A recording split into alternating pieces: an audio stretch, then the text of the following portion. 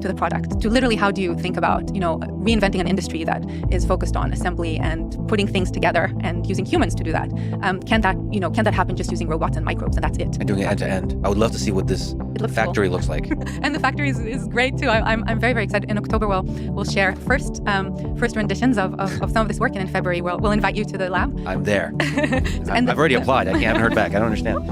Okay, just before we get to number 3, it'd be amazing to just talk about what it takes with robotic arms, or in general, the whole process of how to build a life form, stuff you've done in the past, maybe stuff you're doing now, how to use bacteria, this kind of synthetic biology, how to grow stuff by leveraging bacteria. Is there examples from the past? Yes, and just take a step back. Over the 10 years, the Mediated Matter Group, which was my group at MIT, has sort of dedicated itself to, bio-based design would be a suitcase word, but sort of thinking about that synergy between nature and culture, biology and technology. And we attempted to build a suite of embodiments, let's say, that they ended up in amazing museums and amazing shows, and we wrote patents and papers on them, but they were still N of ones. Again, the challenge, as you say, was to grow them. And we classified them into fibers, cellular solids, biopolymers, pigments. And in each of the examples, although the material was different, sometimes we used fibers, sometimes we used silk with silkworms and honey with bees, or comb as the structural material. With Vespers, we used synthetically engineered bacteria to produce pigments. Although the materials were different and the hero organisms were different, the philosophy was always the same.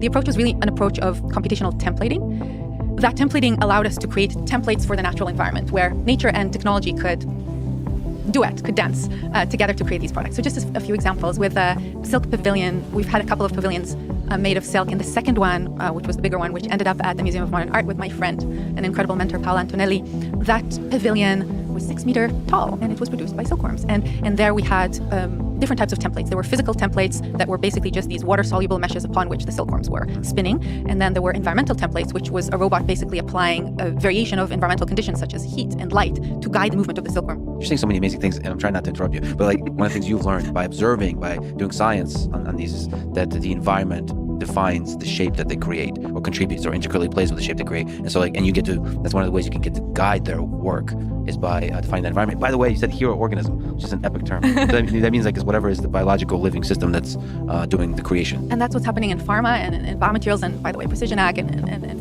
new food design technologies, as people are betting on a hero organism, is the sort of how I think of it. And the hero organism is sometimes it's